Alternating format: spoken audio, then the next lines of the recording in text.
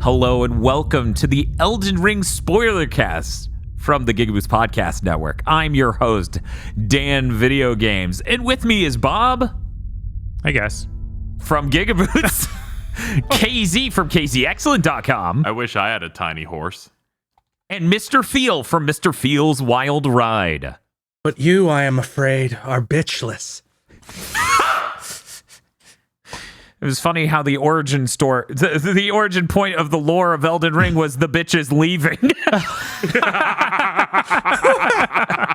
Just like RoboCop. Yes. Well, I am joined by three people who have completed Elden Ring. I believe one of them has platinum. I do not believe Mr. Feel or Bob has. I have not. No. It wasn't very hard, so I just said, fuck it, let's do it. And I have played a grand total of 7 hours across 2 files. So I will be mediating the Elden Ring spoiler cast, sort of just hitting around in the dark with this stick to get conversation out of people about this video game. Very excited to talk about it, though, because I did enjoy my stay. Let's see. We need to get a couple... Does Feel, do you know what Elden Ring is? Do we do that? Go ahead. I don't know. I'm checking if we're doing that. It'd be funny. Okay, well, let me see here. Shifting papers. Yeah, shifting papers. Butterfuko. Thank you, Mr. Feel. There's a guy named the Devious Doo-Doo Eater. You know, He sucks. Thank you. He was really funny. I'm like, haha, when am I going to find the poo guy? And then I did, and I went, oh, no. Yeah. Well, as you know, we like to start the spoiler cast with a couple sentences expressing how we felt about the game, along with a sound that represents how we feel about the game. We will go ahead and start with Mr. Feel. Mr. Feel, give us a couple sentences in a guttural summary. Elden Ring's really impressive. It is literally a dream game. It isn't my dream game, but it is the dream game of specifically fucking Miyazaki, who directed it. It is very transparently that, and it is very interesting to play through, realizing that as you do it. So I'm going to give it a Okay, we now move to KZ. Yeah, this seemed very, very closely like Dream Game-like, where I'm like, oh man, this is like, Dark Souls 3, but well realized and with a story, and also massive.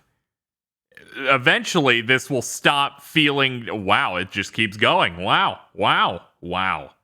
I'm going to give this a, Okay, and Bob. Elden Ring is Dark Souls 3, but the map is about 20 times the size. That's it. Oh, okay. What's the sound, though? Oh,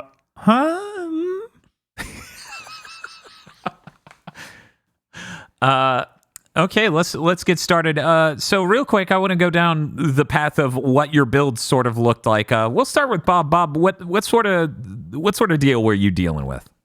So I found a katana that shot energy beams. Cool. So I then built my entire character around that, and It changed me. so I maxed out int and dex, and then went from there. So I was able to cast spells and use that thing, but it felt kind of like spells didn't matter because my energy blade did more damage than any of them. Oh, wow. Yeah, he happened to find what most people have been going to as one of the strongest weapons in the game. Nice. Yeah, that's what everybody's considering the strongest weapon in the game. Damn. It got its minor nerf today. You just barely slipped it in, Bob. I guess. Its minor nerf was just, it takes more hits to stagger. It still does insane bleed and insane damage. Okay, we'll check out Feel next. Feel, what's your deal? So every time I play one of these games, I use the same build as the first time, which is the Heavy Knight. So I went full strength and endurance to wear heavy armor and use a great shield, and I tried a bunch of the heavy weapons. The one I ended up liking the most was the Great Axe, because strength's kind of bad in this game. because everything jumps around so fucking much. Yeah. You don't really have windows to do your big slow swings, and the Great Axe has significantly more brisk swings than any other heavy weapon in the game, so that's what I went with. for the whole time because you find a great axe in the very first area. So I used it for basically the whole game. Okay. KZ?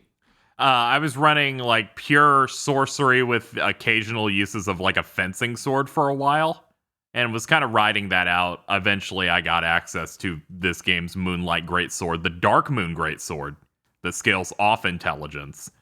So, in the latter half of the game, like the last like 45%, I was bouncing between spell stuff to just using this giant sword that scales off magic that also does like frost buildup in this game in particular, which was nice.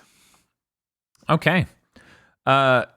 Let's go ahead and get some highlights of most Dark Souls bossed in the entire game. What is the most ridiculously, ludicrously did you get copied and pasted from another game? Is there an experience like that? Yes. Okay. Yes, there is. Which one would you consider that? In the world, there are Erdtree Avatar shaman things. That's just the Dark Souls 1 tutorial boss that does the ground pounds, but this time he hits his staff and will summon like Gundam energy ball bits at you, or vomits Scarlet Rot at you. Yeah, no, he does the big ground pound and then he farts real big and then the Scarlet Rot comes out. Yeah. It's like, wow. Yeah, they were like, well, this is the most used enemy in the Souls series with the most used animations. I could sleepwalk through a fight with the Asylum Demon. Yes. So they justified that by giving it one of the most vicious attacks in any of these games. Where the only thing you can do is run. You have to get behind something that cannot be destroyed, or you're going to die. There is no dodging it like by rolling. The lasers or the fart? The lasers. Because the Like, lasers, you can just run. Like any direction you run. Yeah. That was like you don't need to get behind anything. They just won't catch up to you if you're running like laterally. Yeah, it was a really funny surprise of like, oh my god, that is like 40 bullets. They're like we need to be running for a while, or they're usually positioned near air trees. So it just becomes this thing of I went around it and then I just watched them all hit the wall. Where I'm like, all of these are tracking into nothing now. But yeah, I feel like that's the most aggressive of. Yeah, that's the Dark Souls 1 tutorial boss again, but he has more trimmings on them, and they added 2 degenerate attacks to it. I'm trying to think if there's anything else. There's dude who's literally one of the first bosses from Sekiro. Oh, really? The knight on a horse. Oh, yeah. Basically all the same tree animations. sentinel. Yeah, I love that. Gyobu Masataka Oniwa. I only know that because he screams it so loudly in that game, and it's the funniest thing in that game. Yeah, they have a bunch of different ones. Like they have that tree sentinel that's in the early game, and it's a good way of teaching you, hey, maybe not fight him immediately unless you're one of those insane people going, I'll do it. Because God, Yeah, unless you're a Giga Chad. Yeah, he just rips you apart. And then later they're like, what if we had 2 of them at once guarding a door? That would be kind of fucked up. Here's a dragon version of him. Who can now do summon red lightning from very large range. That fucking dragon. Yeah. Is I don't think I found him. They make you fight a couple of them. The Draconic Tree Sentinel. Yeah, he's right outside the boss fight against Guts. Yeah, Guts Dog. Huh. Yeah, they actually make you fight one right in front of that fog door, where it's like, it's a tree sentinel. I didn't fucking fight him. I just ran past him every time. Oh, okay. I fought him because that's the one that just drops his entire set, which was also neat. I feel like my build in the late game made certain bosses different and certain areas different. I might have just missed this entire section, guys. But you have to do it to beat the game. That's weird. He stands directly next to the door with in front of the door. What? Like, is this the guy on the horse? Yeah, it's the dude on the horse. Yeah, he has a horse. He looks like a tree sentinel, except his shield is like a big dragon. I never got instead. that was their name, the tree sentinel, because it doesn't look like a tree or anything. Oh, yeah. There's so many things that look tree-like in this. I didn't fight this guy. I walked right by him. Oh, okay. Yeah, they call it there's Draconic there's one Tree with an Sentinels. actual boss. There's one with an actual boss like title and everything that if you go the main route into the capital, Yeah. he's just guarding the door. Yeah. There's like you have to go around the side to be able to get into Lindell's Oh, capital. yeah, that he did do lightning. I didn't even register he was different. Yeah. They have, that happened at the part of the game where I was like, okay, I'm gonna use summons now. I win. So I literally here's my shields dude summons. He's going to look at them while I shoot him repeatedly with my energy blades, and then I'll walk away. Yeah, so him shooting lightning, I didn't know that's something the other one didn't do. Oh, yeah. The other one is funny where I played a mage build and that made that a problem immediately. Because I'm like, clearly this game wants me to just mash R1. And they're like, if you shoot him, he'll put a shield up, soak it up, and shoot a giant energy ball at you. That's like 3 times faster than your spells. Yeah, and I started molting. Spells all take way too long to fire in this game. That was another thing where I was like, The late game ones, boy, do they take a long time. Yeah. Where I'm stupid and I go, this one's a Kamehameha wave. Sure, it takes 4.5 seconds to fire, but by the end of the game, I used a physic combo that made it so FP doesn't go away for 10 seconds. Right. And my meter's so large that I did a 20+ second long beam. To the degree that I almost bugged one of the bosses where it got confused. Makes sense. One of the optional bosses in this, Moog, the blood god, who's supposed to be one of the main bosses you can fight, but is optional. He does this thing where he's counting down from 3 to 1 and putting blood seals on you. Yeah. And then when they go down, he then goes nihil, and then will make you take blood damage. And you have to go to the overworld on the opposite side of the world to find one consumable item that makes you immune to that attack. Oh, you can do that? I found it by accident where it's like, this is used to counteract the blood curse used by the Lord of Blood. And I'm like, this is hilariously situational, but very like them. I found that guy today. Yeah. I had no idea that was the case. Yeah. I just walked through it, just like, okay, I'll keep chugging my drink as you try and hurt me. I couldn't handle it, so I popped this combo that gives me unlimited FP for a bit and that immunity shield. So I just hold my spell, and it's like, you dealt 18,000 damage. You did half of his health while healing. So it just became a thing of, I can burst through the first phase. I just need to do well enough for the rest of it. Which I feel like led to a lot of experiences where some people had hard times with bosses. Like, I keep seeing people talk about how hard the Godskin duo is in this penultimate area in the game where they're like 2 at once. And I'm like, I don't know. I just held this beam at a distance and the fat one just melts. Yeah, they're tough with melee only. They aren't that tough though. But I also had the mimic tier, so it was just that meme of the Giga Chad ringing the bell, and then there's 2 Giga Chads. Yeah, that's like the most broken one. If you're on a dex or like a highly melee build, if you're a mage, that's the worst one in the game. Huh? Because it dies in like 3 or 4 hits, and it just never did anything for me. So anytime I was struggling, people were like, "Do the mimic." I'm like, it's good if you're built to 2 of you where one of them doesn't do the spell you want. Does he not have his spells at all? He has the spells, but then it becomes this thing of, will it use them though? Okay. They said in that patch today that came out that they were recording this. We made the AI better on the mimic tier. I thought they made the AI worse and made him do less damage. No, they nerfed stats. They nerfed some of its stats, but they made his AI better. Okay. Yeah, I felt like it wasn't as aggro as I wanted it to, unless I in the late game for the optional bosses I didn't finish, I switched to a Moonveil Katana build with a mimic tier. And I'm like, this is just bullying any encounter in this entire game.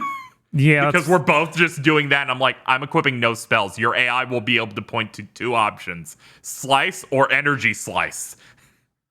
There's a weird problem all spells or all summons have, where if you summon them close to the door you just went through, and there's a dude on the other side of the door, not the boss, the outside the door who chased you towards the door, your summon will just sit there trying to attack the dude on the other side of the door. Oh, really? Yeah, it's really frustrating. And it's like, I guess I need to make sure there's no one who follows me.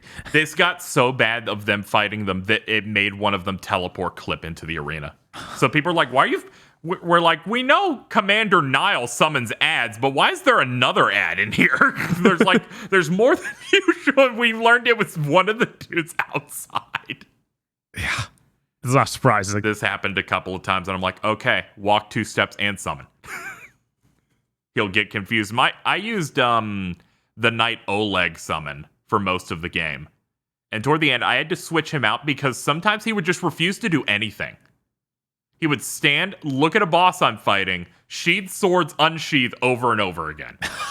And it was the worst thing in the world, where I'm like on the boss right before you go to the glowy door to fight the final one. And I'm like, I need help, and you're doing nothing. So then we just had to go look up a stronger tiered one, and it's like, oh, it's immediately attacking the boss. Yeah, after I found those great shield skeletons, them and the Mimic were the only 2 I ever used after that. Because the great shield skeletons just sit there and mash their shields into the dude and are basically impervious. Yeah, that's pretty good. I use one of those Bloodhound, like, Black Hand dudes. They kind of do like specialized dodges. They have like curved swords. You occasionally fight them in like the jail portals. Oh yeah. Yeah, and they also shot like a projectile that just does a darkness dot on the enemy. And that felt good. Did anyone try and play this whole game without using the summons? No. No, because they clearly designed this game for them to be used, because the amount of times they did. This fight but 2 is very clear what their intention I'm was. just sad we're not on stream, so I can't hit the coach shit no button. But yeah, I was actually saying that to lead into, I think all the bosses are worse because they're designed with this in mind. Like, I honestly don't like these bosses as much as most of the stuff we saw in at least in Bloodborne and even Sekiro. I felt like I had a good deal of, I'm learning the boss and learning things about it and getting better at it. Whereas I don't feel like I had that same reaction to the bosses in this game. There's definitely bosses. There's like bosses both ways. Like, I think all of the bosses, other than dog guts, but like the king, the king and the last 2 bosses, I both felt like you could really plausibly do those without summons. Yeah, maybe. And it just my main point is they made them all so aggressive, and you don't have any good way of dealing with them.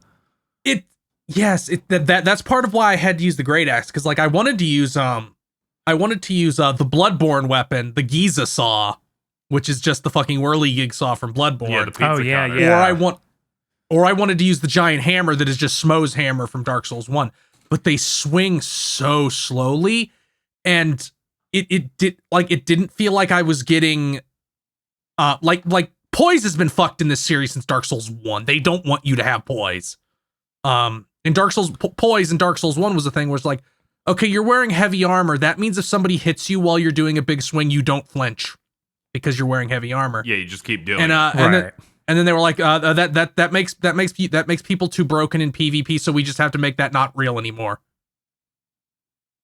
Yeah, which has been in all the others. Yeah. So it's like, the only time I thought about poise is they give you an item when you hug the deathy woman that permanently fucks your health, and she's like, you can use this thing once to have a little bit of poise for 1 minute.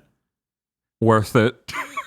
You also have different accessories like the charms that will increase your poise, but who knows if that's enough to actually make it, yeah, useful. like you could increase your poise in Dark Souls 3, it just didn't do anything. Yeah, that's probably what we're saying that again. Yeah, I don't really know what the math is At least they change. fixed shields. At least they fixed shields. I had to look up what the heck upgrading a shield even did. Yeah, does upgrading shields increase their in this game they call it guard boost, I think. Yes, but after you do 5 upgrades. So I had no idea. I just okay, that makes sense. See, I really buffed endurance. So I was carrying the fucking what's it fucking called? The visage shield, the visage shield. Mm-hmm. Which is just the face. The face that has fire jets in it. Oh my god. That's pretty good. Which is so fucking heavy. It weighs 24. Oh my god, 24. Yeah, I'm looking at this. Of course it weighs that much. Jesus Christ. And I was using that because that has a guard boost of 75. So I put that on, and I put on the Great Shield Talisman, which lets you block more easily. And I kind of walked through Radon because I could block all of his attacks, except the meteors. Fuck those. Because it's like, no, I can block every single attack from every enemy in the game. It doesn't work all the time because sometimes the boss is just like, no, I'm only open if you actually dodge the attack. If you block it, even if you block it for real and don't get thrown back, no, you don't have time to hit me. Okay, so at least you do still block it, because I know there are some bosses in this that will hit, and their hitbox is so big, they'll be like, no, I actually hit behind you. That happens sometimes. Mostly it was if it's like, okay, he jumped above me, I have to dodge this, because it's like you get crossed up like a fighting game. It's like, no, he's doing his Alex fucking Street Fighter 3 stomp. I have to. The second to last encounter you do when you're fighting a Horaloo in that first phase. As a spellcaster, I was going insane. I'm like, okay, so after he's a third of his health is gone, he will now do a thing where he does micro dashes toward you, and then he slams his foot down, and it does a shockwave for the entire arena. I can't cast anything ever again.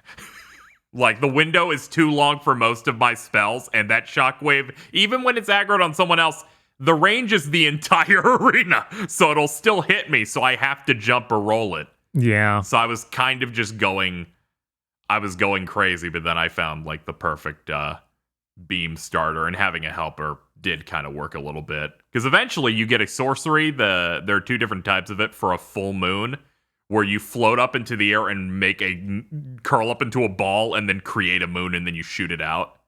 Because one of the main bosses shoots that. And I'm like, I'm in the air. These shockwaves don't count. I'm surprised they actually don't hit you when you do that. I always am afraid of using that thing because I'm like, I'm still going to be vulnerable. This game doesn't make any sense half the time. Yeah, you can get hit while doing it. But for shockwaves, you're in the air. So it's fine. Also, that if that thing hits, which it has great range, does a decent debuff to the enemy's magical defense. So it's like a really good opener. Huh. So it's like you stack that and then hit them with the strongest thing you've got. But yeah, that boss was making me go insane. Not as insane as Radon on his horse, though. By the way, he also got nerfed in the patch that came out today. Radon or the other boss? Radon. Oh, good. That boss is terrible. Boss. It's very cool, but it made me very angry. It's one of those. It gave me. It's like the closest thing the game has to a Demon Souls boss, where it's like, this is a gimmick that barely works, but it's cool, huh? And I'm like, if it didn't take me 40 tries. Yeah, because the gimmick is you run around this gigantic field on your horse, summoning a ton of dudes, and the dudes will hit him, distracting him while you try and hit him. And that's all that's going on. You just and have there's to a keep cool part resummoning. where you deplete him to half health, and he just vanishes, and you're like, where the fuck did he go? He does like a big and then jump. you look up in the sky, and he is you look descending. up in the sky. He is a meteor. He is a meteor. He is a meteor that And can if he land hits you, he on kills you so you better instantly. be running. And then he starts his second phase, which is a fucking nightmare because he has a Psycho Crusher that goes across the entire enormous area. Yes. And that's fine. What isn't fine is when he summons 4 meteors around him, and you better use the big hill in the middle of the field to break line of sight, or you're fucking dead. Because they home and they will They end home you. and you can't block them. If you get hit by like even 2, you're dead. They do so much damage, and it's like I'm just going to have to run to the other side of the map and pray to God something blocks the line of sight. Yeah, my health stat at this point and for most of the game was about 15. So almost every single attack he did killed me in one hit. Yeah, I had mine probably twice was- of that. mine was- and still. I had 3 times that, and I still died in 2 hits.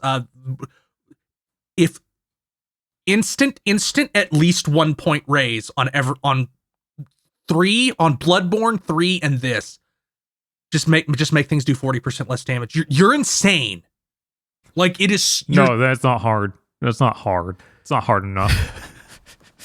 That's another thing where it's like it has become comical at this point where I don't know how else to say this. Miyazaki is a fetishist. Okay. Like, I mean, yeah, some interviews have come out that he is in fact a fetishist, mainly a foot guy. well, not like that, but like he is a masochist for his own games, or like he wants to be brutalized by these games, which has led to the point of like, well, I played all the other ones a bunch, so I'm really good at them. So like, this is the only game where an enemy will be like, I'm gonna raise my sword like I'm gonna swing it. I'm going to hold for 2 seconds.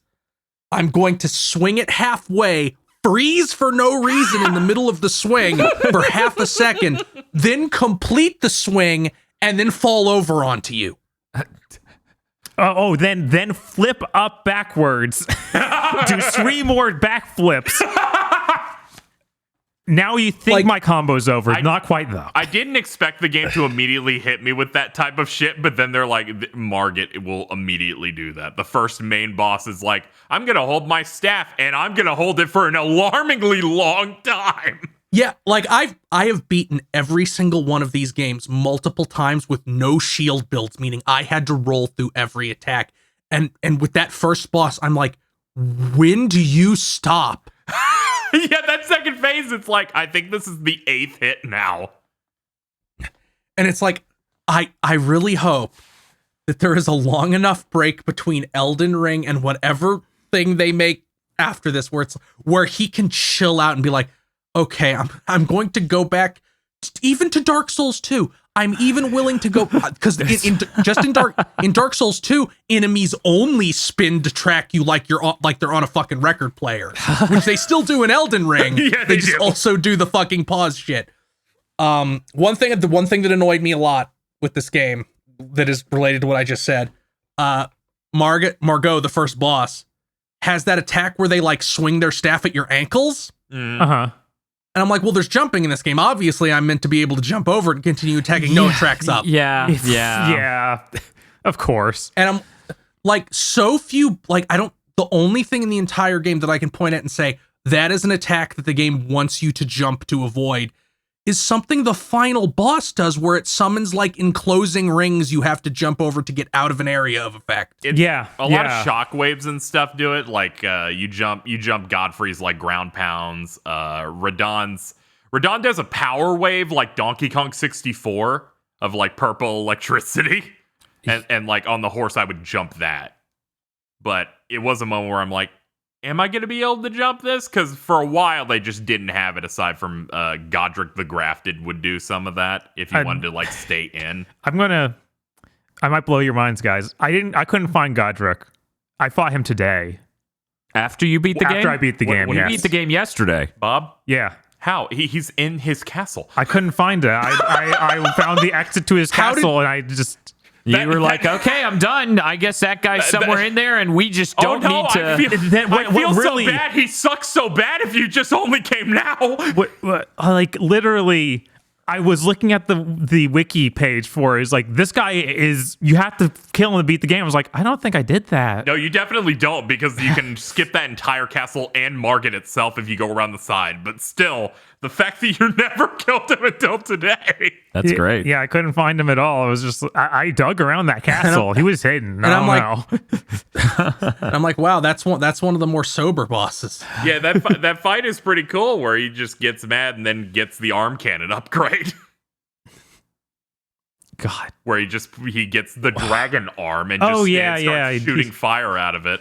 At the point I fought him, I melted him so hard. Oh yeah, of course. 100%. That fight's great. And then you talk to NPCs after you beat it, and like the 2 fingers that are communicating through the old woman go, his blood sucks. He's so far away from the good shit. He sucks. He's the worst one. You are not cool by defeating this one. Get good. They're like, literally every other one that has a piece of the Elden Ring is more important. While we're still on the subject of bosses that made us upset, every Souls game has the night enemy that makes me mad. Not anymore, because as you progress, you get good at bodying them. Like Dark Souls 1 had the Dark Knight, had the Black Knights, which are a fucking joke. You just circle strafe them and keep repeatedly backstab them as they cry. Yeah. Dark Souls 2 had the Pursuer, who was kind of a night guy who would chase you. Dark Souls 3 had the Lodric Knights, and they're very funny. They could wreck your shit. The Crucible Knights in this game are a nightmare, and they never stopped being a nightmare. Are they the ones especially the ones that grow wings halfway into their health bar? I was gonna say the ones that are dragons and like can start blowing fire and stuff. Yes. And those are the one that's the one that has a spear is the worst. That becomes like a drill. I don't think I even killed one of those. I just was like, okay, you're here. I'm gonna sneak. My introduction to the Crucible Knight was I was in Radahn's area right before his fight, and I got there really early. And they're like, you're going to fight the dude in the Southern Peninsula boss, the misbegotten, like, crazy, like, animal. Beast guy. And then 40 seconds in, a Crucible Knight drops in, so you're fighting both at once. And I'm like, why is this other dude so hard? And then I finally got to his second phase where he's doing fly combos and grows a tail of energy. And I'm like, this is impossible. And here's the fucked up part. I shove, because he's also in the Gowl. Yeah. Just south of the castle. I ground my face against that Gowl so many times. I could beat that guy in my sleep now. Yeah, it was so rough, and I kept putting off going back there. And then I finally procced the Battle Festival for Radahn, so they just erased that boss fight until I cleared that arc. I'm really curious what happens if you get through it. Can you just immediately go to Radahn? Or is it just like, no, come back later, fuck you? Yeah, I get it. Yeah, I went to Radahn really early, so I assume that you can do it pretty early. Yeah, and once I talked once you talk to a dude in a tower after beating Radahn a couple of times, they then recreate the boss arena again, where it's like, it's fogged up now, go fight those two dudes now. Oh, I didn't know there was a way to get... I never knew there was anything else there. Yeah. Radahn, because it's the way I found things. It's like the tournament announcer guy is still there, and he's like, you gave him the fight that he needed, because there's like that. There's all that lore of he fought Melania and there was a tie, but she gave him super cancer. So you really were fighting Radahn at 5% of his power. Right. Which might be the sickest guy in that game, where they're like, he controls all gravity magic. He's holding the stars hostage in the sky. So after beating him, a meteor lands in the area. Also, he uses gravity magic so that his horse isn't crushed by him being a kaiju. Yeah, it's very, very smart. He is very cool. He is infuriating. I wish I played post-patch, because they debuffed him, and they buffed the one spell I used, which was throw 4 rocks at him. Using that on any normal enemy shatters their posture. It shatters it on a boss after like 3 hits. Oh, the one where it summons meteors? Yeah. Okay, I was like, is there some other one where it's literally just, I shoot a couple rocks? Yeah, it's rock sling, so it's like 3 or 4 boulders that have very weird tracking on them, so you gotta like really, really line it up. But it has much better range than most of the blue spells until you get to the late game. Okay, I don't think I found that one. I found regular meteorites and then just shooting energy. Yeah, and then there's some more absurd ones. There's like meteors that if you hold the spell just keep shooting down, but they don't track. But if you find a boss that is the whole screen, you can cheese some hits. Where I'm like, it's hitting somewhere on them. I think the posture mechanic was a really good addition to the game. Yeah, it felt good. I also like how they light up. It's like, hit this part. Posture mechanic? Oh, do you just mean the stagger? Where the stagger, where they shit and piss their pants and fall down, and you can critical strike them. I wish that they made doing that work. Yeah, it has the same exact problem it had in Bloodborne, where sometimes they go down on their knee, and sometimes it just won't work. Because, they're sitting at just the right part. It's all, like, even backstabbing is still kind of janky. It's a lot better than Dark Souls 1, where you had to do, like, the fucking occult ritual to make the backstab work properly. Yeah, it feels like you have to bust out a protractor to do the visceral front.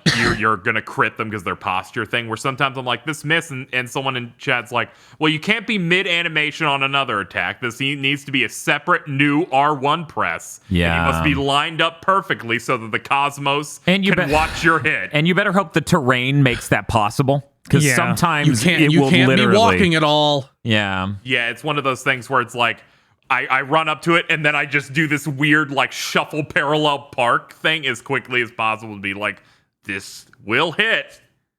Which is only really stressful when it's like a boss and not like, oh, it's a random giant. Like, I'm like, okay, it's whatever. It's a little weird because I wish it did more damage. Because I can literally get about the same amount of damage by, apparently I was using the cheapest weapon in the game. I could do a couple of my energy waves in the middle of him, and I don't have to worry about whether it'll work or not. Yeah. Whereas if I chancel it by going up and trying to get the other thing to work, I might just end up eating it instead. It's already like stacking on top of stacking at that point because you're getting the critical attack and you're, I believe, still building up the invisible bleed bar. Yes. That's going to do that. That's how I beat Millennia, who is probably the hardest fight in that game, I feel like, because of how the mechanics of that work. Yeah, she's the hardest to cheese because she has the thing of she heals from whatever she hits. So if you throw out some dude to distract her, she's going to heal from them. So yeah, I just had to do Mimic Moonveil where we're just both doing it. Yeah, she's like, I don't know what to do, which I'm glad because she has a combo that is just anime katana slices. Yeah, I need to find her and see how it stacks up against the Great Shield. Right, maybe that helps. It's where I was just like, this is incredibly difficult. But then I started getting it down, and then they're like, and here's phase 2, and I'm like, oh no. Yeah, here's phase 2. All of the rot is active. Like with so many other bosses in this game, it wasn't a matter of I got good enough to win. It was a matter of I rolled well enough, and by rolled I mean there was a random chance that she didn't pull out the attack that just wins. And that's how it felt for so many of like, yeah, and then she's going to do something that totally cheeses me. But if I kill her before she does that at random, then I can kill her. But yeah, it feels like there's so many things in this game that are that, where it's just like, well, I have a good enough run this time because they didn't do it. That's definitely a thing, and it feels almost by design because, like, I feel like we're going back to the Demon Souls type thing a little bit, where you could do absolutely vile shit in Demon Souls, where it's like, I put on the stealth ring and then back away from the final boss so he gets confused and forgets where I am, and then when he starts walking away, I poison him and just wait for him to die. Like, it feels like that. Yeah. Yeah, there's some stuff that... Yeah. Speaking of things that are by design, I never want to hear, like, it is now obvious that the lock-on being bad is deliberate. Yes, 100%. Because there is no other explanation for how many areas just litter the field with weak nothing enemies that won't aggro you, but only exist to fuck up your lock-on. I mean, there is no justification for that other than them knowing that them weaponizing their bad lock-on. Yeah, like, I don't think that's an excuse. It's definitely them using it against you, but it's still just bad. So I can't. It just felt like an aggressive. Yeah, weaponizing I know. I never want to hear anybody say it. One, it isn't bad because they know it is because that's why they did it. Or two, that it isn't deliberate because at this point it is because they're weaponizing it. Yeah, because some bosses are like, I'm gonna do a light jump. You're gonna lose lock on now. Yeah. I mean, I'm just thinking of there's parts of the Erd Tree Capital where it's just like, there's guys that give you no runes and won't attack you just all over the floor. Yeah. So when you hit that lock on button, it's like, did you want to lock on to this guy behind you instead of the guy directly in front of you? They also they have never fixed this thing where it's like, you tried to lock onto that guy. Sorry, you're one step too far. So instead the camera whirls 180 degrees. Yeah. There's so many things in this game. I don't think I have ever once wanted that to happen in a Souls game. No. And they know. Yeah. Yeah, they 100% know. There's so many things in this that do feel like, man, the controls and everything should have been optimized at any point over the last 15 years. no, that doesn't make Miyazaki's dick feel good. So it can't happen. Like, this game has a big emphasis on platforming now. Yeah. There's a lot of it. Mm-hmm. They still have it, so to run, I have to hold the dodge button. Yes. That means... So you'll backdash off a cliff? Yes. Because there's Claw time. There's so many times where it's like, okay, I'm on this platform that's 2 feet wide. Mm-hmm. I need to do a running jump off of it to another platform. That means I need to make sure I'm moving the analog stick as I hold the circle button. Otherwise, he's going to roll. Yep. Yeah. Yeah, that's all I thought about. It was, Bob, I injured my index finger playing this game because I played 75 hours of it in a claw position. Yeah. Dark Souls games are the only game I have to claw for because I want to run and also move the camera. Yeah. I tried unfortunately, after 20 hours of play, I came up with a much better control scheme that would have worked perfectly, but I could not adjust to it. So I had to go back to the terrible thing they made. Oh, no. Damn it. But yeah, now that all the areas are way bigger, the run button should not be the way it is. There's so much time where I want to run, but because it's such a huge area, but then I need to use the camera, and it's a pain. And there's time, and like, I feel like there's other Souls games where you can set it to L3, but that has to be crouch now, which, by the way, if you hit that by accident, when you're on the horse, you just get off. Yeah. Yeah, which means if you're gripping really hard in the 3 straight hours you fought Radon on stream, you're just getting off a horse and then getting hit. Yeah, that didn't feel good because they made concessions because it's an open world game where they're like, okay, if you're not in combat, you will never lose stamina running. But they forgot to position it in a button that is convenient. Right. And that's the thing. I think it's pretty universally the standard that circle to run is bad. It's worse when it's stacked on top of a dodge button. It confused me. Especially a quirky one. Like at this point, I'm playing Stranger of Paradise. And the left stick clicking in is the run. And I'm like, this is weird. Why didn't Elden Ring do that? It was the first thing that came into my head where I'm like, I can move the camera. Because that's crouch. We could move... It's like... You could put that on the right stick or something. Have your bad. I think clicking the right stick is lock on. Yeah. Oh yeah. But you could adjust the control scheme. There's 100 different ways you could adjust the control scheme. Yeah. Like here's an easy one. Leave the hold it to run if people want that. Right. Or be like, swipe this part of the touchpad and now you're toggled running. No. Yeah. Yeah. Yeah. You can do some gestures. Then you got to to come up with something for Xbox then. But like again, it's like anybody could fix these problems, but Miyazaki doesn't want to fix them because he considers that this jank part of the series' identity. I'm 100% sure. Reading his interviews where he's like, "No, I love getting cursed in Dark Souls 1 and losing half of my my maximum health and having to spend 8 levels worth of currency to fix it. That's my favorite part of Dark Souls 1." It's like, oh, yeah, that's like my. I understand everything now. That's my least favorite part, and all of them had it in some way. So this entire game, when it's like you died but you didn't lose your health, I'm like, they finally learned that it was just bad, and then they're like, well, you have great runes, and you can use a consumable to get more stuff there, and I'm like, at least they have different attributes and uses instead of just you're gonna do worse now.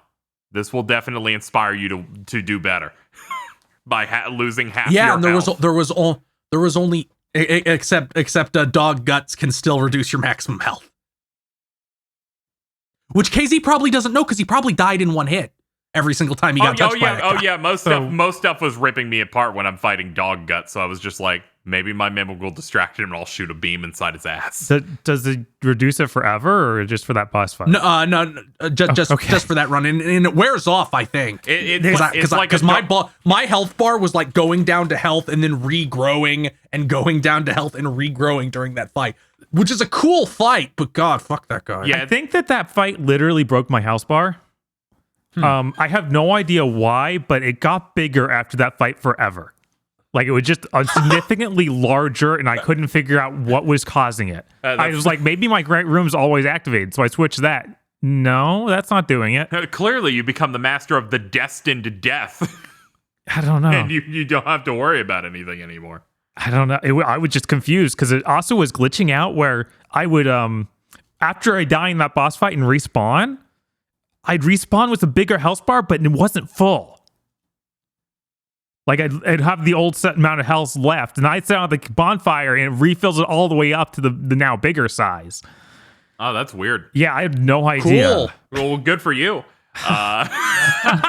which by the way, like I think it's funny that Dark Souls 3, Miyazaki was like, I can really push it and just have the monster inside the berserk armor be an enemy, because they have it's called Sullivan's Beast, and that's just the fucking spirit of the berserk armor. Mm-hmm. Oh Like yeah, it's not even. And then he takes it even further in this game by just making the boss guts. yeah. I mean, Like they further than Dark Souls 1, where you had Artorias, who was pretty much guts. It's even more explicit now. I mean, they even put in literally Gut's sword is in the game. Yeah. Yeah, that's how there's the way the Greatsword looks or something. They're like, here's dog guts. It's the servant of the god of this game that just got betrayed by them. Oh man. Another weird control thing that I feel is just a strange oversight. Mm-hmm. There's a huge focus in this game. Like the main thing that makes combat different are the Ashes of War, which are those different abilities you get and can swap between. Every weapon can switch to a different ability, and they're like, oh yeah, now the sword shows a wave of fire or shows out wind or does a cool move. Mm-hmm. They put that on L2, which if you have a shield, that'll probably have parry, which you can remove. You can obviously just cancel can that out. remove. You can totally do that. That's why I did the entire game.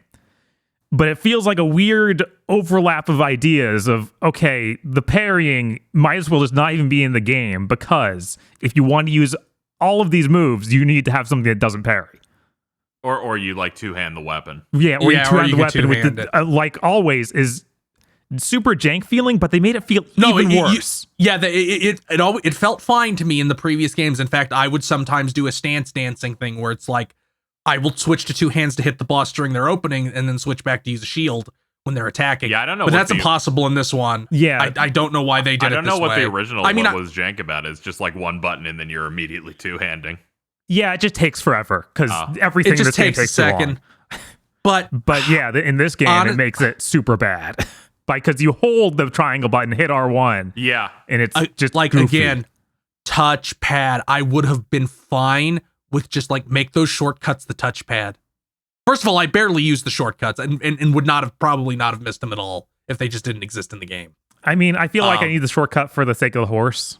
Yeah, I did the horse and the lantern, so I didn't ever have to use a torch in dark areas. And all my summons were on the shortcuts too. Oh yeah. But just let me swipe on the touchpad. Except thank you Xbox for using the same controller for 18 years. Not allowing new options to come in. That's not true.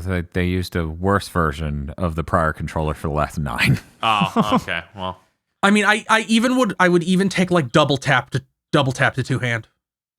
Yeah, anything would be better. But yeah, I just wish that they could optimize the controls in some way. Also, I'm using the katana. It's the exact same move list I had in Dark Souls 3 to the T. There's so much in this game where if I use the short sword, I'd be using the exact same combo I was using 12 years ago or something for Dark Souls 1. I feel like it ain't broke. yeah. Anything. Give me a new move somewhere. All there are these Ashes of War, and you've hidden them behind this weird thing. Well, you have jump attacks now. You have a jump attack. Oh my god.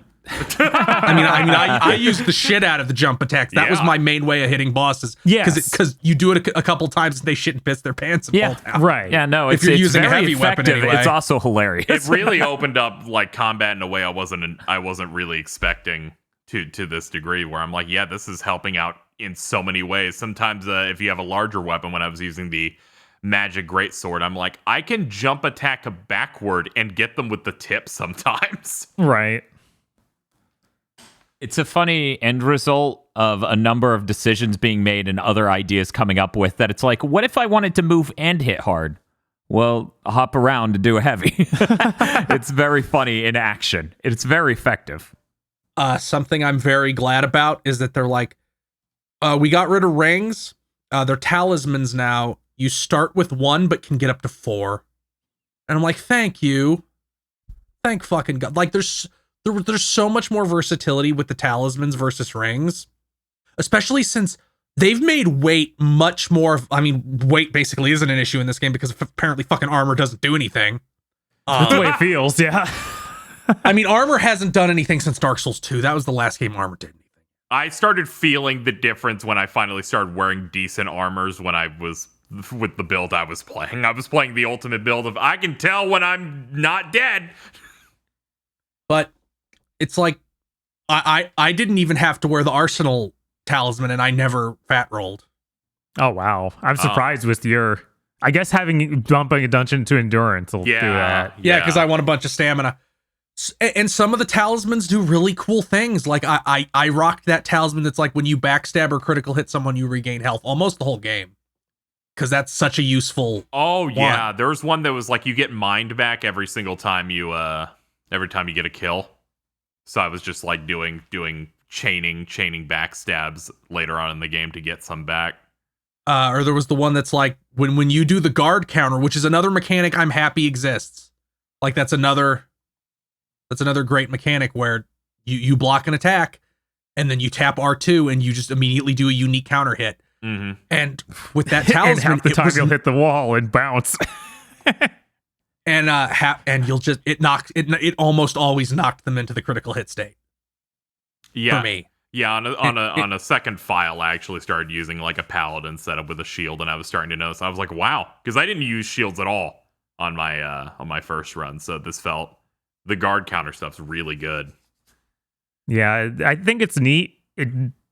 I feel like it's super useful early game, but at some point, I felt like it would just like this is useless and I'll never use it because the wind up animation after doing it or for doing it takes so long that I just get hit. Like, even if I wait till the end of their little 3-hit combo, they're like, well, I started my second one. It's pretty good with great shields because a thing that happens with the great shields is if your guard boost is high enough, enemies bounce off you and are, like, shocked. Okay, that makes sense. So I used it a lot. I had, like, a heavy knight build, so it's like, you bounced off me, time to die. And then I hit them with the counter, and they immediately fall down on their knees like, oh, it hurts. And like a lot of things in this game, it felt like it just wouldn't go off sometimes, and I couldn't establish why. Like, I'd do it. I'd get hit by something with the shield. I hit the button. My character then does their slow stab, which is their normal R2 attack. It's like, okay, I don't know why you didn't want to do it that time, but yeah, you sure didn't. Yeah, I don't know. Yeah, I was coming into this game worried about one aspect, and it came from the Gamer Premonitions also, where I was like, they put spiders in all these games. I hate this. And then we encounter what is supposed to be reminiscent of them in the form of hands. Yeah, there are big creepy hands. Which it's fucked up that there's big creepy hands, and they're still not nearly as fucked up as the hand monsters from Dark Souls 3, which are so fucked up they're in exactly one tiny little hidden area and nowhere else. And they're like secreting like white goo, and it's not. I don't even remember those. Okay, Bob, they are giant babies with double-sided hands as a face and a giant drooling mouth made of molars. Oh yeah. In fact, I'm gonna post them. They're in one tiny little hidden area. Oh my god! Look at that thing. It is the worst thing in that. I don't remember that at all. Maybe I just didn't find it. It just doesn't. Yeah, no, they're hard to find. And it has a grab, and if it kills you, it swallows you. Of course. But yeah, these enemies were rough, and I'm like, I can get through it. It's fine. Then I saw the big ones that are trying to hide, where they're like under the ground, but you see their little fingertips. Yes. So you know if you step directly on it, it's over. There's also the gigantic ants. That's what I was going to transition into. Ants? Wow. You didn't find the ants? So in the underground areas, think so. there are 2 zones. Oh, yes, I did. Yes, I did. Yes, I ants. did. Okay, I was like, how do you? There's like, I only encountered like 4 of them. Oh wow. Yeah, no, there's a lot, but I guess that you also didn't find Millennia. She's got some in her zone. Yeah, I did. Yeah, I missed some stuff because I played the game 70 hours, and I'm like, I need to get through this. I can find the other stuff when I play it again. Yeah, to be fair, you have to go out of your way a little bit. You know, when you go into the frozen area, you have to present a medallion and it shoots you up.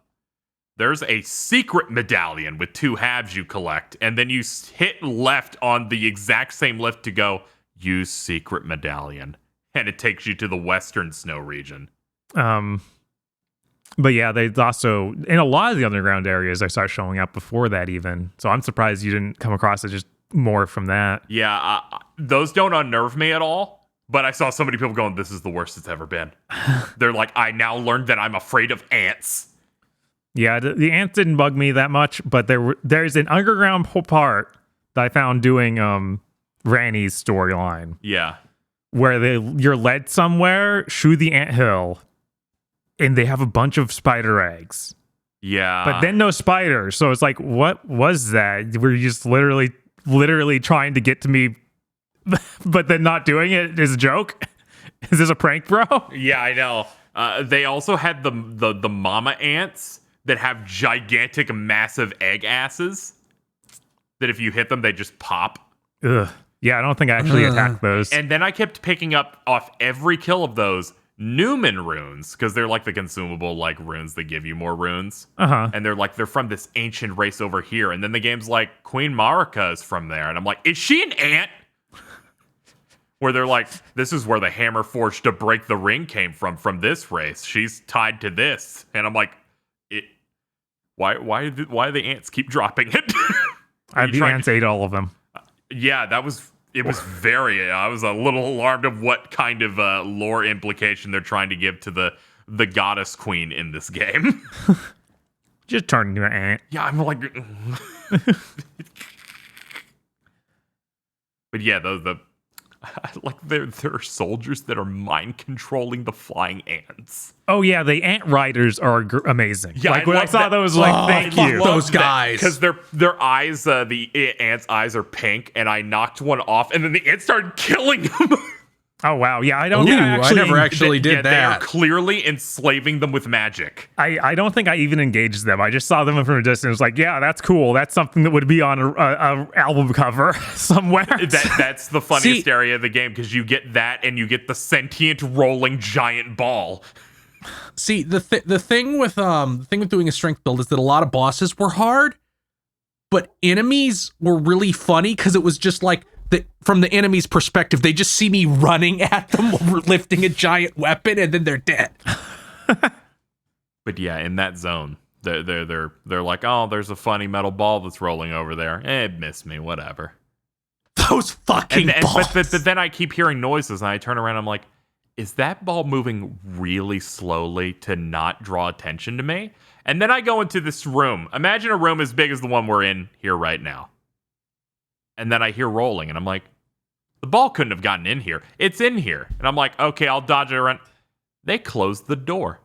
They closed the door behind the fucking ball. I am trapped in here with the ball. And then I just start fighting, and I'm like, it has a health bar. It dropped the fetus to let me respec my character.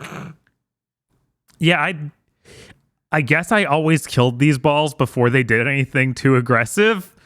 It's not even aggressive. They move really slowly, but if you touch that hitbox, it's over. Of course. But it became this thing of, what? Are you hiding there? It was like a cartoon of just like a giant, like you can see his head hanging out from a window type of thing. And there was like 2 or 3 of them. Using a heavy weapon on the balls is really funny because they like can't get momentum. So they're just like crying Wojak while I'm pounding them with an axe over and over until they drop dead. Mm-hmm. Yeah, that was... Speaking of enemies, they make you fight the troll too many fucking times. Oh, there's just big giant. Just the big asshole with the sword. Oh, yeah. I'm trying to think. I I feel like that dude's everywhere. Yeah, I don't think I actually fought him more than a few times, though. Like in that opening Limgrave area, I killed like 1 or 2 of them. But I don't feel like I had to fight any after that. Yeah, there's a couple that you can like opt in to fight, like Redmane Castle where Radan is. There's like one that jumps off the top when you're going in from the front. I think at least one of the mimics. Oh, that's another thing I just realized. There's not a single mimic chest in this whole fucking game. Yeah, they have transporter chests instead. But I hit every single chest to be sure. Yeah, they know. They gaslit me once where I found one chest that had the Dark Souls chain stuff, but never found one ever again. Where it was like the chain's pointing to it, so it's safe, but every other chest is not modeled like that, so I feel like it was a leftover. They just have to scare the shit out of you. Every time you mention something about Radahn's castle, I'm like, what are you talking about? There's a teleporter right outside it that took me all the way to the fight arena in the center. I've never done anything other than that. See, that's the fun of adventure here. When you try to storm his castle, it's really hard because it's a long bridge and they have 2 fire catapults. So you have to come in from the right to trick their tracking so they target the right and you immediately transition. So you have to zigzag. Huh. And then there's a bunch of dudes with like fire cannons that if you go in a certain way, they shoot point blank at a wall and kill themselves. There's a bunch of beasts. You really gotta rip and tear through it unless the festival's active and then they turn on the teleporter. Huh. Otherwise that gate's off. Okay, I gotta ask, did anyone figure out what the heck is going on in Kylid at the north part where there's a gigantic pot man? Oh my god. Yes, there's summon signs there for invaders that are insanely fucking busted and will beat your ass even in game, and I don't know what happens if you beat them. I presume you get something. How do you get some of the signs to even show up? Because I go there and I don't see anything. Yeah, I didn't. You have to use an item to make. There's an item you have to use to make because they're like dueling signs. Oh, that's like. So you have to act like you're engaging multiplayer. Yeah. Yeah, there's an item that makes those symbols appear, like how you have to use an item now to make the co-op symbols appear. There's one of those for invading, I'm pretty sure. So I guess does that just make the pot move if you do a duel? Or no, I don't. There's like 3 of them. I only tried one because they fucking destroyed me. Yeah, there's nothing near there. There's like nothing that respawn close to that. That has to be terrible. Yeah, it was like secluded. So I was just like, I'm wondering because it's that, and then I think on the other side is the rune. Yeah, you have to use power. you have to use the Furl Calling Finger remedy, which reveals summon signs. Oh, okay. And then you can. In fact, I'm just gonna look up right now what happens if you kill all those things. Yeah, because I do wonder. Because after the Verdun fight, did anyone find anything with the pot man? Oh yeah, I did. I was actually. That pot man, I think has a quest line. Yeah, that I was gonna ask complete. if anyone else finished all of Iron Fist Alexander's quest line. I couldn't find him after he left there. He's like, I gotta go get better, and then he just vanished from the game. Like basically 80% of the characters in this game. Yeah. So for him, after that. I believe I was heading toward near the volcano area in the west. And he is in the lava going, oh. And I'm like, what do you... He's like, I'm hardening up. This is my best idea that I can do. He also gets caught in another hole. And he's like, I'm going to the giants area. And you can just summon him against the fire giant boss. Okay. And you fight with him there. And then he shows up somehow...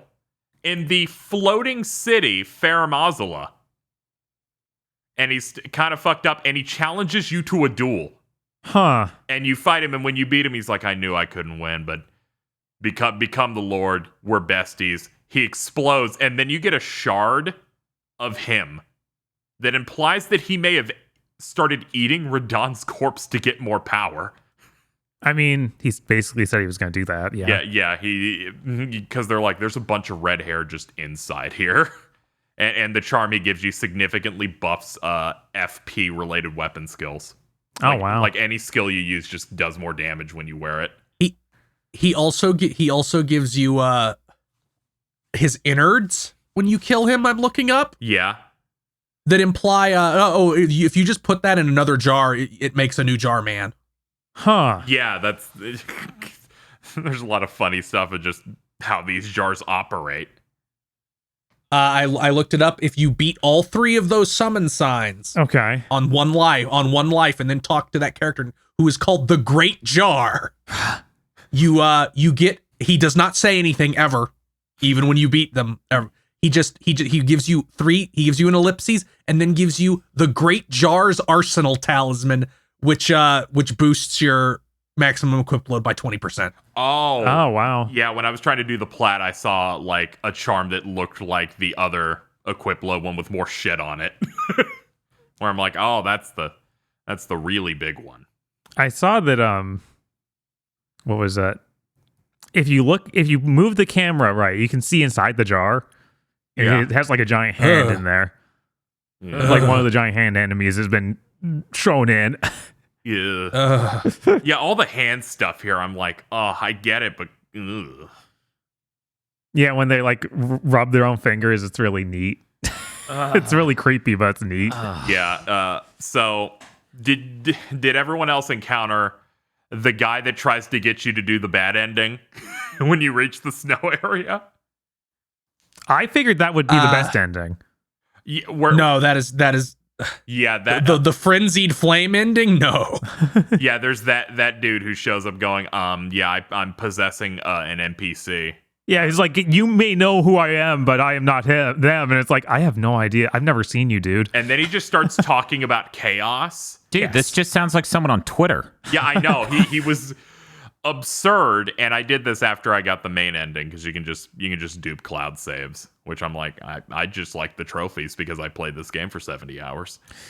And that one, it's like you go to the basement of the Capitol in the sewer, and it's an extended amount of stuff you go down there. I went after I met him. I went and looked for that, and that made me kind of dislike the game. Oh, yeah. And then I fought a weaker version of the Lord of Blood boss where he doesn't have any of the cool shit he does. He just throws shit at you. Huh? And I'm like, oh, this is an easy version of him because they do versions of here's a ghost of a future fucked up boss. And then at the end, they make you do the From Software drop down a pit to land on planks puzzle. Which, surprisingly, rolling is still the ultimate strat for that, even in a Yes, game it where they is. added a jump. Yep. And then you reach a flesh door, and Chad had to say, this door is uninteractable unless you remove all of your clothes. Yeah, I got all the way to the bottom of this, didn't figure out what to do, and then I read about that later. I was like, I'm not gonna do that. Yeah, you undo, you get rid of all your clothes, and you open the heat flesh door to reveal the 3 fingers, and it permanently marks you, eliminates all other possible endings to be achievable. There's apparently a way to undo that. Even Yeah, you have to it's kill. just You have to, enormously difficult. you have to kill Melania, and then you have to get a special key item and use it in the optional dragon boss. That I don't know if anybody did in the Flying City. There's a multi-headed dragon lord there. No, I did not find even him. find Yeah. that guy. Yeah, you go to That an area fucking sucked, so I didn't want to spend longer there than I had to. Yes. Yeah, you go in that area and you start planking on the ground, and then they warp you inside a tornado where the game says this is where time doesn't exist, and you're able to do that to cure your fire thing. But I did the fire ending, and it's like, oh man, this is fucked up. Like There's a lot of fucked up endings in this, like the one where you can just give everybody the permanent curse forever, Huh. which you get by following the Despicable Doo-Doo Eaters quest line. Yeah, I thought he was the funniest dude ever, and then I finally find him, and it's like, you can let me out. He's like, good. You know what I do, right? I cut people open and eat their poo directly from their intestines and vivisect them and then put the curse inside them so their generations of children will be cursed the same way forever. And I went, should I kill you? This isn't good. Man, yeah, I only did the Ranny ending. I did not find, like, because I assume the guy who appears in your home base, who is all red, is the doo-doo eater. Oh yeah, Yes. like the real large dude, yeah. Yeah, The one that's covered in giant fucking pustules. Yes, I never found him in the real world. I went looking, but You have to find an item called a cursed seed bed and give it to him, and then he's like, "Oh, so you're down with curses. Here's a key. Go find my real body in the sewer Yeah, in the capital. underneath." underneath the Capitol. Yeah, I got to that point. I did all the sewer stuff, but I didn't find him down there. Yeah, you'd need that key, and then he tries to invade and fight you later, and he has a pretty decent looking sword. But after that, he's like, "Give me 4 more cursed seed beds, and then I'll give you the mending rune." Because there's a few. The main ending has variations where a character will give you a mending rune, and it's like, you'll fix the Elden Ring, but get it to do the things this person wants. So like the deathbed lady has one, and I got that. Yeah, there's like one that brings back death, so everybody isn't immortal anymore. There's one that brings back order. I don't know what that means. The doo-doo eater gives you the one that's like, everybody's just gonna be cursed forever now. You're a piece of shit. Like, yeah. But none of those let me marry a witch, so I didn't do any of them.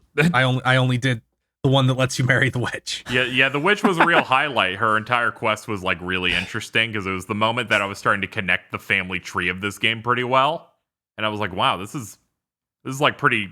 I don't have to read descriptions to like understand. Oh yeah, that's your mom. You did this. This was connected to that. I was starting to get really into the story by that point. Dan, I have unfortunate news. What's that? We've once again entered a year where there are games where a character is a cuck as the text. Mm-hmm. Yeah. It's not subtext. It's explicit. No, this is apparently true. one of the hero's journey is bullshit. The real thing is the cuck arc. So you finish Witch Ranny's quest line. Okay. And she's like, summon me once you in the Elden Ring, and I'll like ascend to godhood and fix everything, and like bring the wisdom of the full moon to where I forget the name of that, the lands betwixt, I think is what the place is the called. lands between. Yeah. But she gives you the and she has a sidekick who is also guts, because Miyazaki can't fucking control himself. Yeah, he's a cool dog. Who is a dude named Blade? Yeah, Blade or Blade. Blade, who's like a big wolf man with a great sword who helps you out. Like he's one of the people you can summon to help fight Radahn. Anyway, once you complete her quest line, she gives you the Darkmoon Greatsword, which is the Moonlight Blade. Mm-hmm. It explicitly says that her giving you this makes you her spouse. It's like, what? The description of that's what the Darkmoon description Greatsword says. is, Oh my God. you give this to your betrothed. So and the cutscene right before you do it is you putting a ring on her finger. It is the most. You married that character now. That's great. And then you can go back to her tower, and he is outside it, and if you teleport to the tower, you will come out behind him, and he is crouched and seething and being like, she was everything to me. I did everything for her. I was supposed to be everything. And then you kill him and then you kill him and take his clothes. Yes, I spent at least 20% of the end of the game wearing his set going, I took your wife and your clothes. Jesus, that's really good. Isn't there something else going on with that though, where literally like there's something inside of his brain where he was made to not help her, and he's fighting that. Yes, there's a lot of stuff going on there, and then you have to defeat a phantom of him in her quest, like before that too as well. Right, but also it's that still happens as an event, so it's really funny. I thought he was going to talk about the other literal cuck arc that was apparently between like her mom and the second Elden Lord, which I caught parts of, but I didn't get the entire thing. You're talking about like Radagon? Yeah, I think it was Radagon, where it's like, yeah, he just left her for seemingly no reason because he wanted to be Elden Lord. I love this dude because he just travels around. And he's the most like put together guy, I guess, where he just ditches her and she's like, I'm gonna be hysterical in the Grand Library now. Yeah. And we haven't talked at all about exploring the world. That's the actual thing that I feel like makes this game different at all. Yeah, I've been trying to figure a point in here to start steering it towards that, but I didn't know how to do that. Yeah, it's kind of... That is the core appeal. I think that's why this gets so many 10s. I think that's why this game is so loved.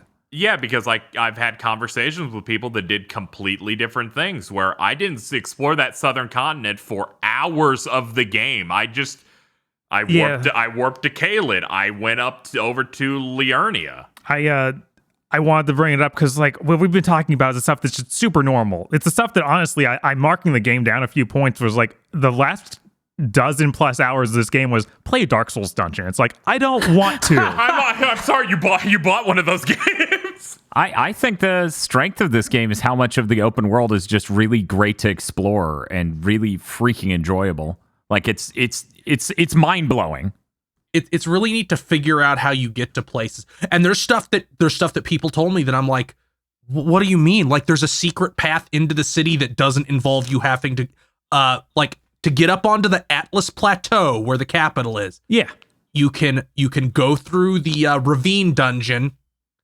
You can do like the direct plot that gets you the Volcano Manor plot that gets you the lift medallion, which lets you use the elevator. And then there's a secret path somewhere that I never found that takes you directly into the capital from down there. Oh, wow. Yeah, I found because I found pretty early on what represented a mine on the map. Uh-huh. So I went to all of those and was like, oh, this one just is taking me to the next area of the game. I don't need to do any of the plot. Okay. I really like that area because a lot of the times the mines just end, but this one extended to an additional dungeon. And then I heard like singing and I'm like, is there an NPC? And it's like, no, it's some monstrous bat siren that's yodeling to trick people. And it looks horrible. And I'm like, this is really cool. There was the part where I'm like, why am I exploding? And it's like, that's the Eye of Sauron.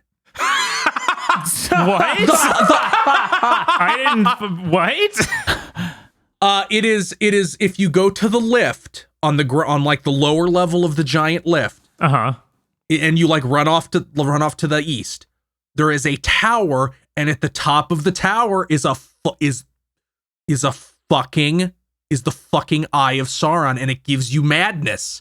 And when in Elden Ring, madness just makes you explode with blood and take a bunch of damage. Yeah, I didn't encounter this.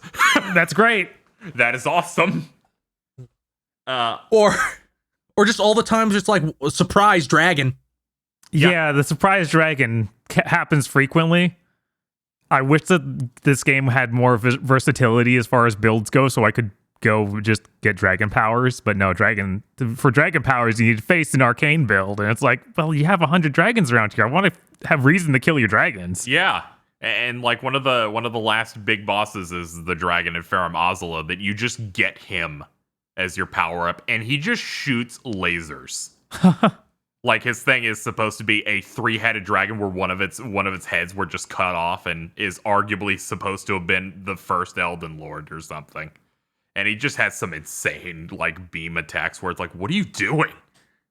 But yeah, that's the one build I was interested in where it was like, this is kind of a meme thing you had in Dark Souls 3 where you can kind of make your head look like one. But now you have seemingly 12 to 15 different abilities that you can unlock through the through that shrine or whatever. Yeah, I like them just being like, well, pyromancy was never really well justified as a separate thing in Souls games, so now it's dragon magic, and I'm like, okay, that's cool. Yeah, it's definitely a lot cooler. It motivates me to do another run at some point where I try and do that. It's just yeah. Did anybody else actually go into those things on giant rock spiders that are in some places? Oh, like the giant mausoleums that are walking? Yes. Yeah. Yeah. Yeah, I did that because that's how you like dupe the remembrances, which are the giant boss Yeah, souls. so you can get all the boss weapons. Right. Yeah. This game, like, it's so weird that like this is another point where it's like the Miyazaki just must like this jank part of it, because they do improve other things. Like the Ashes of War are better than any other weapon upgrade system in the previous Souls titles, where it's like you can switch it at any time however you want. Yeah, no, that's great. You aren't just fucked. Mm-hmm. And you can actually get every possible boss weapon if you want it, instead of just Just you have two choices. You're locked into one. Yeah, do 2 runs of the game if you want all of it. yeah, that felt really good. Where I went, there are times I do want to get both of these things. There are other times where I'm like, this build's never using this. I'll just eat it. But it did feel good to have that choice, and they're kind of like a puzzle in a way. Where like the first one, it's like you got to hit the coral that's on their feet because they're giant hulking rock monsters with a giant building on their back. But then later in Liurnia, there's one where they're like, you need to get on this air geyser that makes you not take fall damage, jump across the map to land on it, and break the coral there. Where they kind of did like a different gimmick on each one of these of like how you get onto it. I don't know. I found one that was different like that, but like 5 or 6 that were all just run around and hit the stuff on its feet, which is fine. Okay, I only did 3 of them, and I guess I lucked into them not the next 2 not at all being the hit the bottom of the feet in this generic like grass area. Yeah, like I did quite a few of them. They're all that pretty much. One of them's only difference was he shoots lasers at you. Oh, okay. It was like, all right. It was like, this is the closest thing to it's like, hey, it's an open world thing where each area is going to have one of those. It's kind of like the towers that you have to conquer. Where I feel like the Caleb one was surprisingly a little tougher. The Caleb one is my favorite part of the game because it makes you platform outside of the tower using your horse. Yes, I did. Climb up it. And I was like, this is the most interesting thing. Is this game going to keep being this interesting? And unfortunately, no, it peaked. But that was great. I loved going all the way up that, then finding out, oh yeah, you can't do anything here, pretty much. Yeah, because it's like, unfortunately, you do not have the great rune of this dude. I like the tower that you go into, where it's like, you're running into it, and then the game just blacks out. And now you're in a black void, and there's just 2 random NPC bosses you're fighting now in darkness. That was so fucking mad disorienting. I'm like, what's going on here? You're easy, but it's like, what's going on? Yeah, you're easy, but space. Like, what did you do? This is a minor thing, but I really enjoyed how little they give a fuck about clipping in this game. Where anytime you have to fight the tigers that have blades on their arms, it's like, wow, they're just jumping through walls. They don't give a shit. Yeah, there's some things like that where it's like, man, yeah, I was literally unlocking on inside a building and shooting spells through the door hole. And then there's something where it's like where you have to fight the fat god skin thing. Oh Yeah. God, I hate that guy. Yeah, on the bridge. He jumped off the bridge, and I'm like, did I win? And it's like, no, he just spawns back on. What? yeah, that's like they're like, no, you don't get to beat a boss that way. But I've seen it happen on some. But some of them, they're like, we don't know how to fix this dude not falling off. So if I can just keep putting him back up there. Like that happened to me when I was fighting the first dragon in the game in that swamp in the starting in Limgrave. Yeah, he got caught on a tree. So he faded out and then faded back in on ground. And surprisingly, stunningly, it kept all the damage I dealt him. Yeah, that's surprising. I would expect him to be full health again 100%. I was just reminded of it. There's a boss near the end of the game that is special depending on what you've done in the game. Where you you fight Sir Gideon Ofnir. He's like the leader of the Tarnished people in your hub. And you fight him. After you do the capital, he's like, there are like 3 or 4 shard bearers left. Can you give me information on them? I'll reward you. Everyone you tell him gives him an attack from that boss. Oh, is that what happens? Yeah, so I gave him information on like Melania and the blood dude. So he then starts throwing the blood, and then he gets the thing Melania does where she creates the giant energy flower bud of Crimson Rot. Oh yeah, he just starts doing those alongside every other spell in the game. I never talked to this motherfucker ever. Oh. So he only had his fucking Kamehameha wave and the Destructo discs.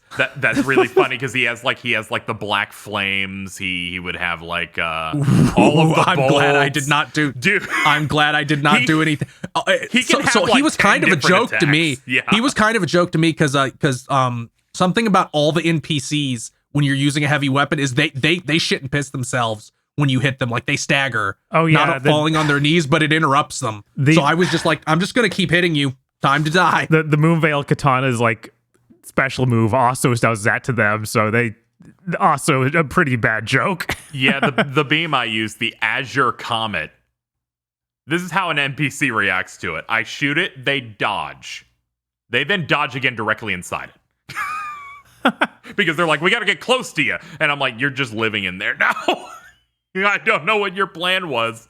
But it was really cool to see him get like a bunch of extra attacks, depending on how much you end up clearing in the game. Because I'm like, Jesus, he's got the summon swords. He's got all of it. Which it felt good because I was also doing a mage build, so it felt like a good like rival style fight for me. It's one of the few times where I'm like, I don't need to summon for this. I can handle it. And then I hit Godfrey after and when I need to summon for this. This is rough. He literally he turns into Senator Armstrong in the second phase. I liked that a lot. That was really cool. Where he's like, well, no, I'm going to go back to just being the Ultra Chad I was when I killed everyone else to become king. I was surprised that he got easier when he went to that mode. Did anyone else have that experience? No, I didn't, because I was like super up in his face melee, and all his shit was grabbed, so I couldn't Great Shield block it. So it actually became more difficult. Yeah, it was still like a terrifying fight for me. Also, his grabs are the funniest in the entire series. They are. He just has like fucking he just has like Alex's hyper bomb. Yeah, grabs all you. of his grabs, for anyone who hasn't seen it, he'll grab you, then throw you 20 feet up, and then jumps up to meet you to then just erase you. That's good. Yeah, that's great. I didn't see a single one of those. He has like 3 of them too. It's absurd. Yeah, I've seen that form once. I killed him. Oh my God. His first form, I had to fight a few times. As soon as he went to that, I was like, I gotta grab you. I'm like, that's not happening. I'm sorry. The Mimic's out. You're gonna try and grab him as I hit you from afar. Jesus Christ. Now, speaking of just very pathetic bosses that just fold. So when I was doing the final boss, it's the 2 phases, and I'm fighting that first form, and I'm like, I immediately go in my head, this game gets a buff by playing the main theme during the final boss. That's always the best shit in the world. It is the only recognizable song to me in this whole game, so that helps it. For you, I guess. All right, but I took him out in like 20 seconds because he that beam. He did not know what to do at all. So I missed like half of his attacks until I got to the second form. I beat the second form on my first try in a draw. Where it killed. Did it count for it? It killed. And my enemy did just a little bit more bleed for it to drop, and I'm like, I'm waiting. And as it fades out, it goes, God slain, here's the item. I respawn in the ending area. My runes are in a place I can never get. Literally trapped in another dimension. They're like, it's further in the tree. I'm like, the map isn't even there. I'm like, I don't care. This is the best it's ever been, because chat's like, you spent an hour plus on Godfrey. You one-tried this double boss. Yeah, the final boss actually took a fair amount of tries for me, because melee, so I have to be up on top of this enormous thing that I can't always see what it's doing, and he has some really goofy moves, like that fucking thing that follows you. Yeah. I like how they design like the shots, like the multi-hit beam things that follow you. They set it up so if you're running, they will be directly on your ass the whole time. So it's like you'll just barely avoid them. This is my own brain damage that I have to get out. Ooh. The first phase of that final boss reminded me of Argosax from Devil May Cry 2. Yeah, okay. Cause they both have like the molten fire thing, and they're both like platform in the molten void. Yes. So my brain goes, wow, this is like Devil May Cry 2. Good for you. That first form, I walked through it the first time, but every other time it gave me way more trouble than the second form. Like, because he has that grab. I really like the first form of it. Yeah, the grab, you have to like, he waits so long and you have to roll towards him or it gets you. Yeah, I was like, I can't figure out what you're going to do. It seems like no matter when I'm rolling, this will hit me and I will die. I watch so many other people do the ending part to where I can't tell if it's real or not that they programmed it so the first phase of the final boss will live with 1 HP once. Where so many people got to the very end and it's like, how is that not enough? Are they just programming him to live for one more hit? I also got it so the first phase dies as I die. So then it shows me the full cutscene for the second phase. And then you're dead. And then I just die. Yes. And it's like, what? Why? I've seen that even just from watching people play. I liked the final boss because they fixed the issue of every other FromSoft final boss where that's a fucking joke. And also didn't do the Sekiro thing where it's like, this is the worst nightmare ever. This is insurmountable. Yeah, I was worried they might do a thing where it's like, you're going to do a 3-phase final boss. And I'm like, I love this game a lot. I don't need one of those.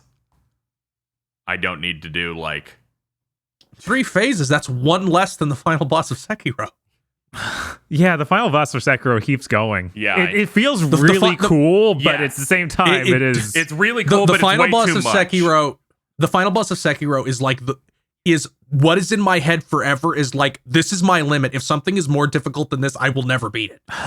Yeah, I just couldn't. I felt bad, but I just had to tap out. At some point, I need to go back to Sekiro. I really do, because I'm like, I feel like I was learning more things from these bosses and more able to get something out of beating them and feel like I accomplished something.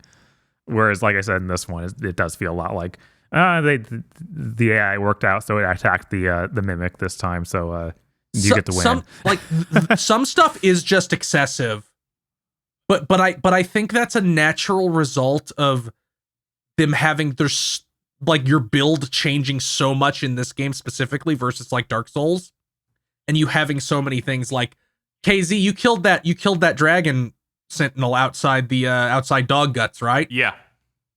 I didn't, because trying to fight that dude on foot melee is a fucking impossible. Yeah, I know. I was watching Pat Starzat play that, and it was taking him a while just because he has a lot of attacks. He has a lot of attacks. They all do a freak amount of damage.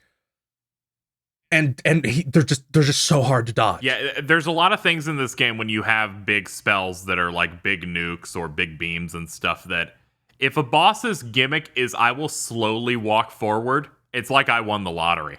It's like you're inviting yourself to lose 15,000 health because you've decided to not rush, which means that yes, Dog Guts is fucked up. He runs.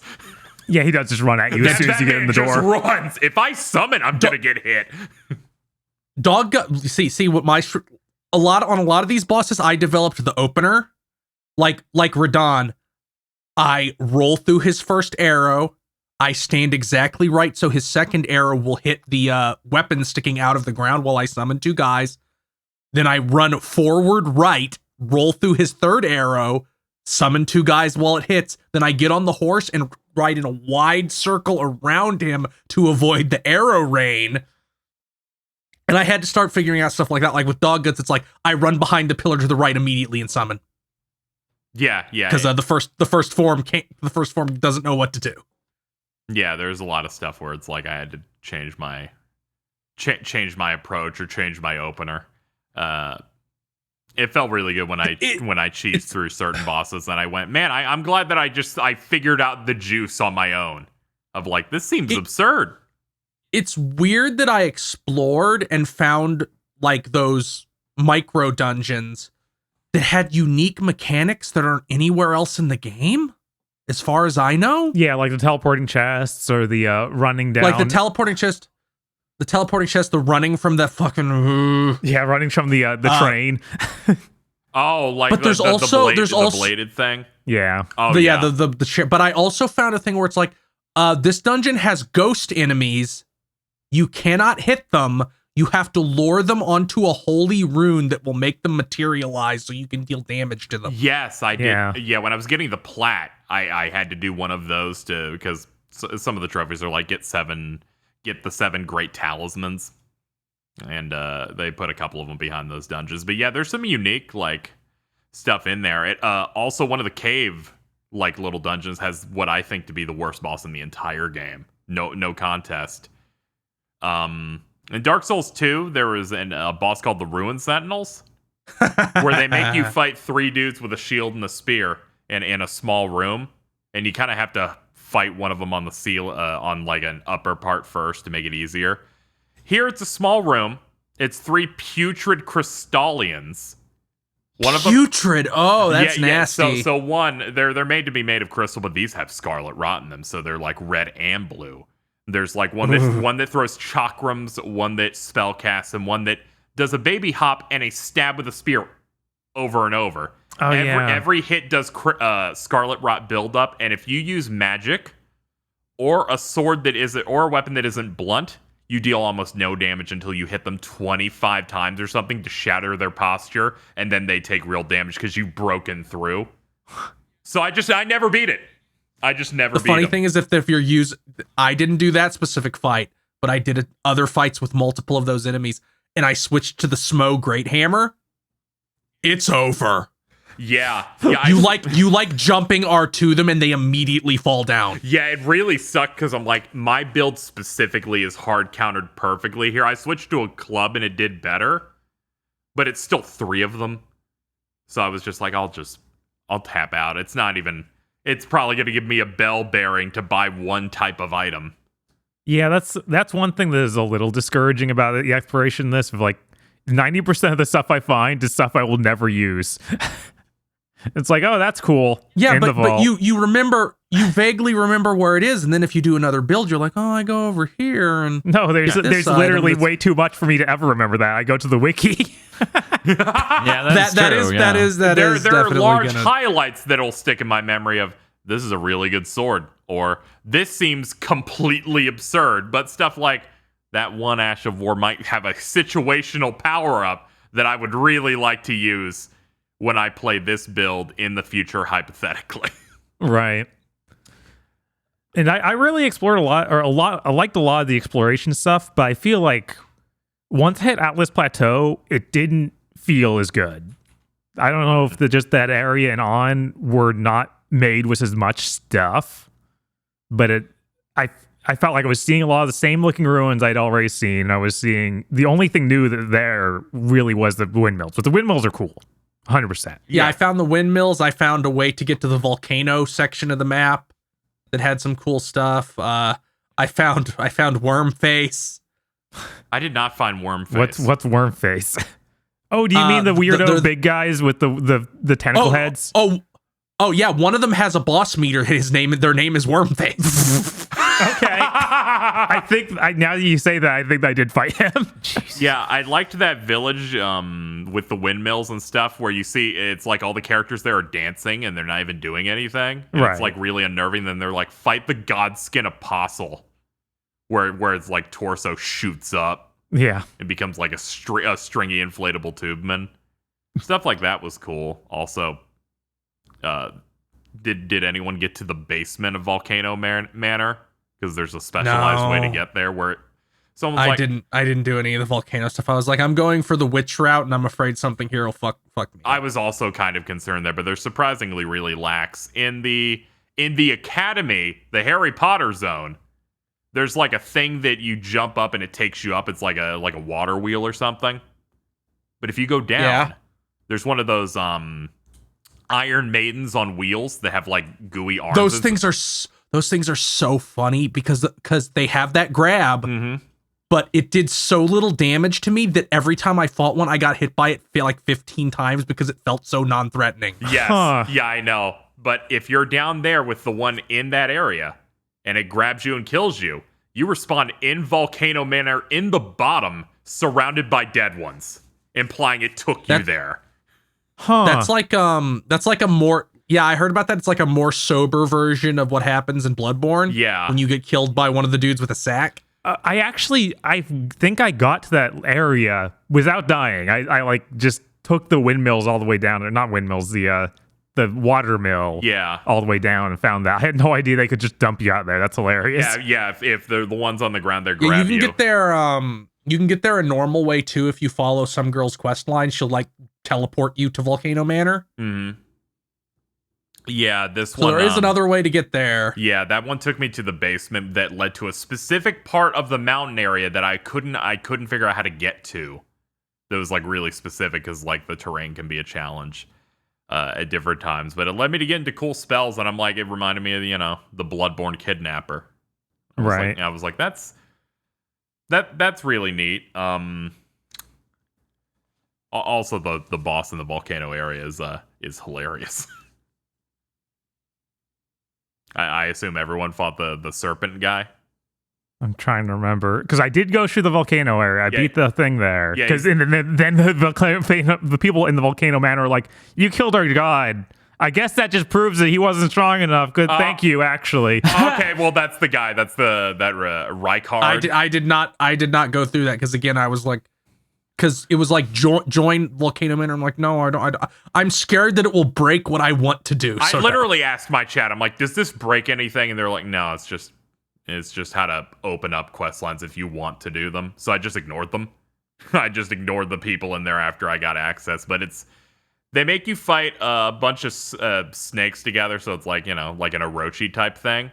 But they brought back the thing from Demon Souls where you get the sword that does the wind shit. yeah. They did that again, but as a traditional boss with 2 forms. I had to literally go out and upgrade that weapon. Oh, I didn't even upgrade it because it felt like the damage was percentage based. Because it just wasn't enough. But yeah, I basically maxed it out for what I had available to me. I was like, okay, we're going to go win now. This is what I did. Because everything I tried, I went, the damage isn't going up. I'm going to do what I should have done. I respect removing all strength and giving myself 70 health. And I'm like, we're just going to do this. Because then you hit that second phase where he reveals that it's a man with a face on the snake's tummy. And he starts talking in a comical, silly man voice. Like he sounds like Palpatine eating food. And he's like, we will devour the gods together. And then he just does that insane face where he's sending out a bunch of comical flaming skulls at you. Yeah, he was pretty crazy. I didn't unlock respeccing till super late because I was scared of beating that boss. Because when you fight, to get the respec, you fight the Renala, the moon. Yeah, moon so lady. when you start that fight, literally Ronnie talks over her like, I won't allow you to do this or something. And I was like, will beating her mess up Ronnie's plotline? That's funny. I didn't actually encounter Ronnie until after I finished that, so it was very weird. Yeah, no, I went around the academy, didn't do any of it. Found the Ronnie Tower and stuff. That's neat. Completely did everything for that, and even beat all the Radon and stuff. Wow, that's nuts. Yeah, she was like the even second. went up to the Atlas Plateau. Yeah. Oh god, your playthrough's so cracked. You didn't even fight Godric until you beat the game. Yeah. So very different order of events. Yeah, that's really cool. She's one of the better executed bosses of that type I've fought in these games. Where I'm like, oh, there's multiple tells of what I'm supposed to do in this first phase. That's nice. To the point where when I understood it, I'm like, I'm just clearing through this first phase of fighting the specific enemies they want to break that shield that I always associate with that boss from Devil May Cry 4. When you fight the dude with the yellow bubble. Mm-hmm. Yeah. Yeah, and then she just falls down and she's like, oh no, this is bad. But yeah, the first phase doesn't even feel like a boss, really. It's just like, oh yeah, this is this weird thing you're doing. Yeah, if you wait long enough and it's like she fucking floats up a bunch of dudes and does a spell that does a lot of damage, but you have to really not be finding the specific enemies that are holding her shield. Right. They make it really clear, though. Like, they're glowing and very obviously like, kill me, kill me. Yeah, they actually... that was like... books come out of the ones that you're supposed to target. It's funny to, like, progress through the Horde boss as it progresses through each of these games. It's like Dark Souls 2 had... It's just a bunch of guys. That is the funniest one. There's just dudes in a room. And then Dark Souls 3 has... There's just a bunch of guys, but you have to kill this specific one to make the health go down. And then in this one, it's like, you have to do the one from Dark Souls 3 again, but it makes the main boss vulnerable when you do. Yeah. And they throw furniture at you like that part of Indigo Prophecy. This is actually the boss that I was most thinking of, half in the bag. Oh yeah, when I course. die because they drop an entire chandelier on my head, the chat goes half in the bag. That's ridiculous. Yeah, because it's nothing but just killing these small children as random stuff falls over. And sometimes they breathe fire. Well, gentlemen, we need to start wrapping this up. Are there any specific anecdotes you would like to get out? Any things you would like to bring up for discussion or anything else before we start getting into the synopsis and scores? I made that half a joke during the gamer premonitions for this, where like this game would be about how you need to fucking move on from Souls. Mm-hmm. And that honestly feels true, because this game has every single idea Miyazaki has ever had in it. Like, there's so many times when I walked into an area and I'm like, that's like Bloodborne. Or I read an item description and I'm like, this is like Bloodborne. Like, the Frenzied Flame stuff reads like Bloodborne-esque. Or I walked into an area and like, this is just like that area in Dark Souls 3 or Dark Souls 1 or Demon Souls or Dark Souls 2. And so it's like, I don't see how I do think we're going to see a break from these so he can have more ideas, because he used everything. Yeah, I foresee probably a break after this. That would make sense, seeing as how the scope of this is so huge. Yeah, if there are other reason, then he needs enough time to make another one of these. Right. Yeah, I feel like there's finally going to be a time where they make a buffer game and then another one, and not a buffer game while we make one at the same time, which is what happened this time. Yeah, I finished Dark Souls 3's DLC, started this, and also made Sekiro at the same time. Because, like, I feel like, and obviously this isn't the intent, although I am sure that certain YouTube channels about Souls lore will float these theories genuinely. This could be a prequel to Dark Souls or Bloodborne.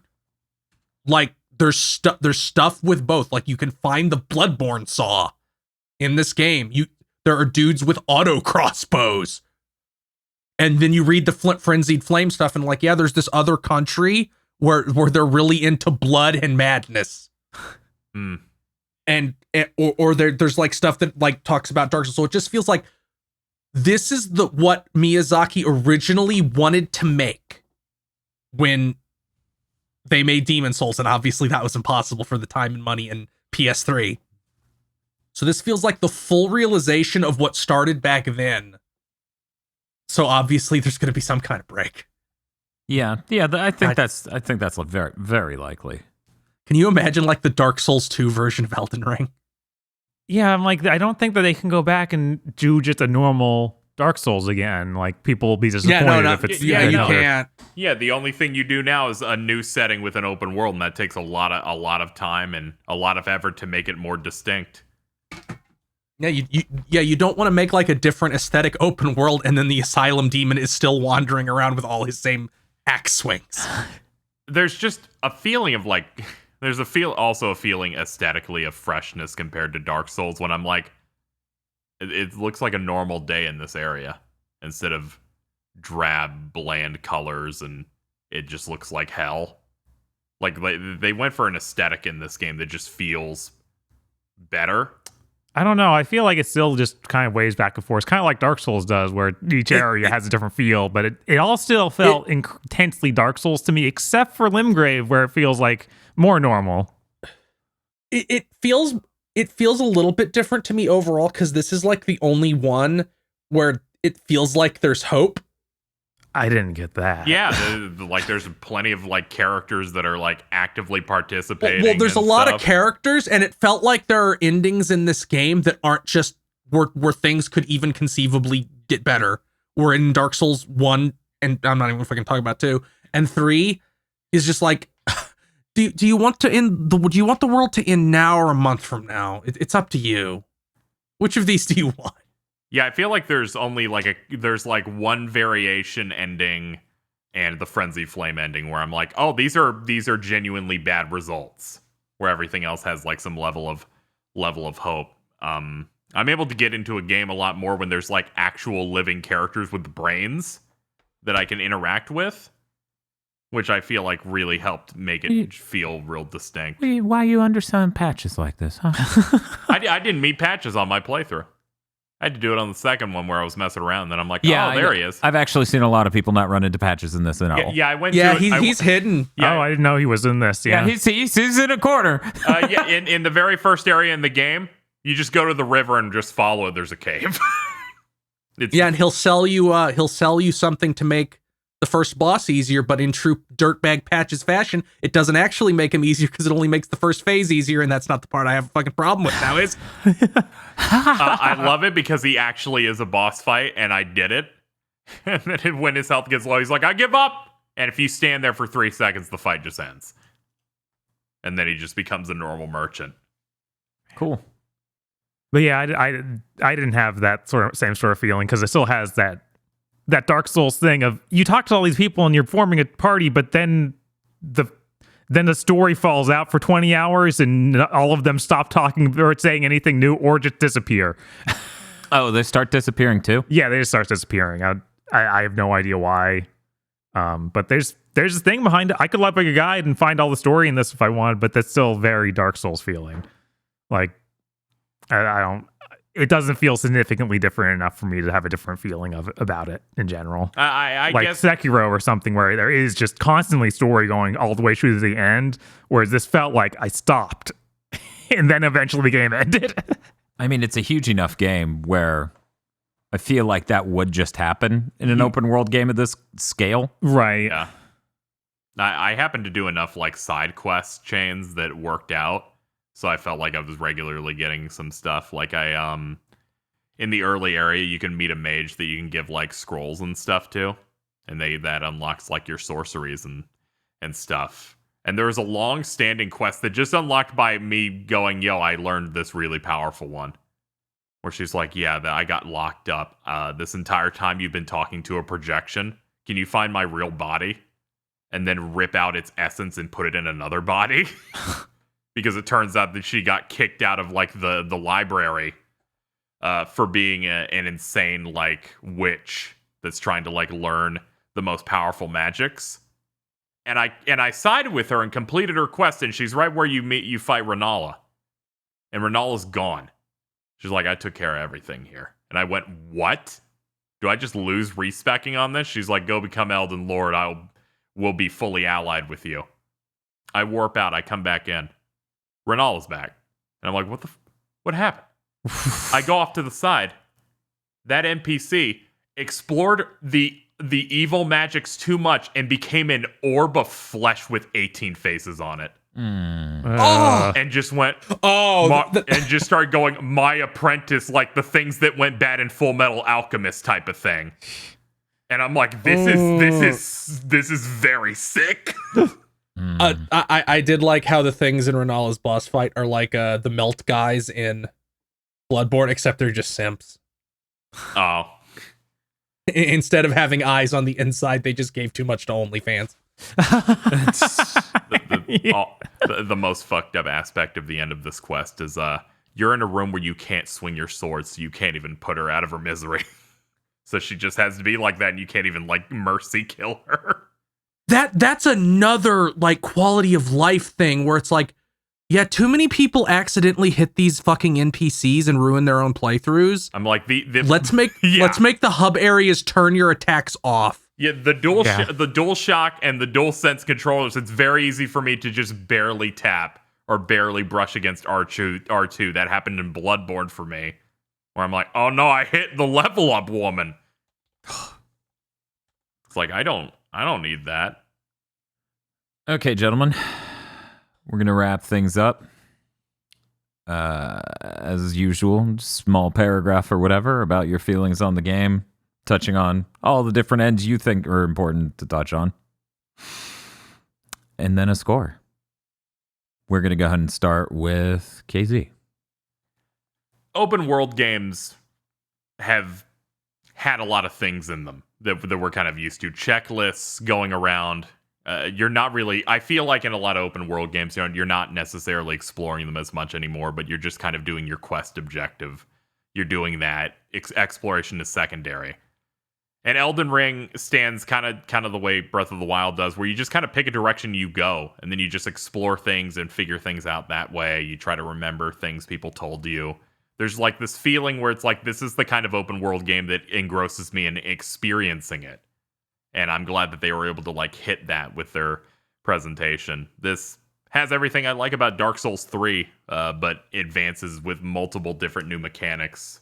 Has a story with characters in it that I'm interacting with, and a story that I actually got really engrossed in. It just was. I have bosses I think are suck, but it feels like they're like footnotes and small little complaints in something that I feel like is truly spectacular. It's a 10 for me.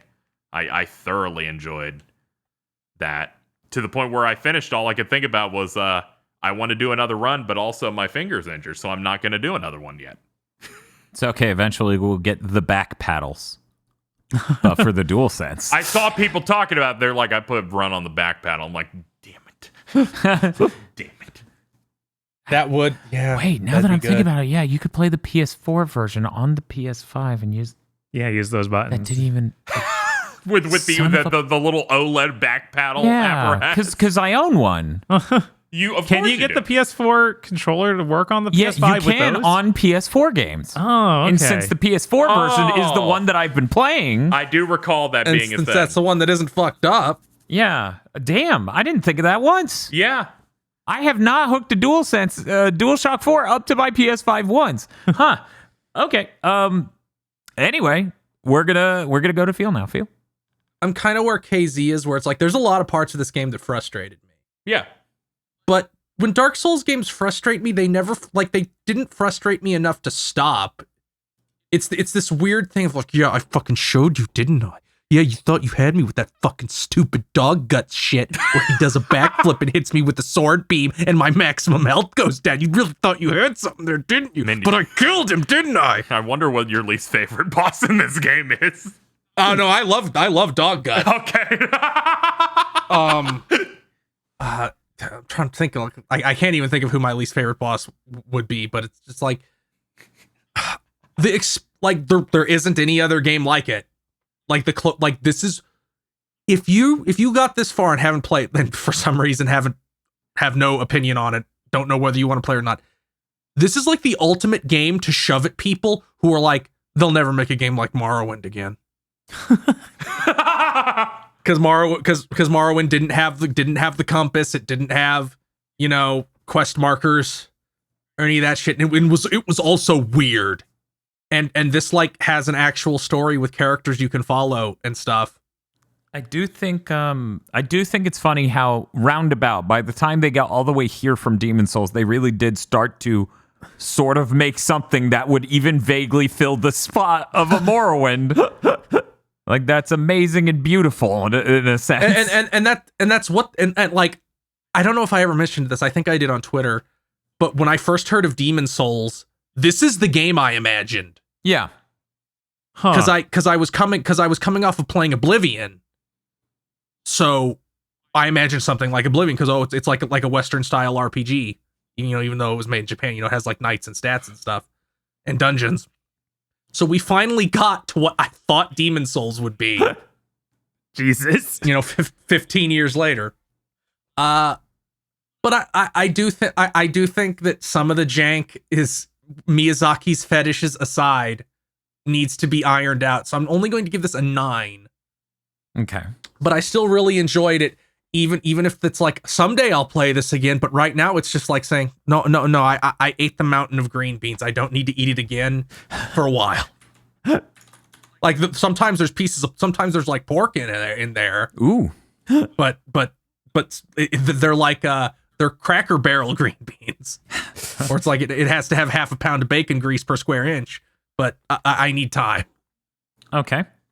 And now we'll go to Bob. Yeah, I think that the open world stuff in this game is really, really a lot of fun. Have a ton of interesting things. Always just finding things you don't expect. And that's the fun part of an open world like this. But then it'll frequently just be like, oh, I'm a Dark Souls game. So here's this dungeon that will not end. that we will not let you call your horse the objectively best part of the game. You just don't get him. There is a lot of parts where it's like, this area is big. Why can't I use the horse? Yeah, that honestly takes it down for me a lot. It's like, if you just let me use the horse more often, I would raise this up. But I'm gonna put it at a 7. There's still too much jank in the combat for me to feel good about this as an action RPG. But the exploration is immaculate. It's just that then everything after the capital felt worse, unless like there wasn't enough exploration that could happen in the mountains and stuff. And so many, like the entire area where you get to fight Melina is like, no horse, no. I've made a gigantic area to go shoot, no horse. Yeah, they're like anything they consider the game's legacy dungeons, which is a Dark Souls dungeon. They put a little energy line that's like, if you cross this, the horse explodes. But yeah, and then like I super enjoyed this game for probably the first 40 hours, just going through, finding new stuff in all these areas. But once you kind of get the rhythm and understand, okay, this kind of door leads to this kind of mini dungeon, and you'll get this kind of thing. And I started kind of expecting things to happen after that point, which is fine. I understand that the game has stuff like that. But it felt like, okay, you didn't actually have enough content to fill out that much more after 40 hours, which is okay. It's still that the game took 70 hours to finish, though. Mm-hmm. So that's why I'm rating it a 7, not like anything higher. If the combat felt better, or if it felt if like a more dense, smaller world, I'd probably be more down for it. Probably raise it up. But wait, what if it was 100 hours? Would you give it a 10? No. It probably would take me 100 hours. I was noticing a correlation there. I thought maybe if we added 30 more hours, we could get that score up. It's really funny that they did the opposite of Dying Light 2. Where shipped a game people care about. Oh, right. No, specifically the marketing that said it'll take. Oh, they also did the opposite of Horizon. Yeah. Jesus Christ! Oh no! Dying Light's like, it'll take you 500 hours to clear our game. Elden Ring said, hey, you should be able to get through the main thing in about 25 to 30. Yeah, sure. And I'm like, what? Okay, well, I want to thank everyone for coming together. By the way, I gave it a 1. That totally is fair. I didn't finish the game, but apparently reviewing games you haven't finished is okay.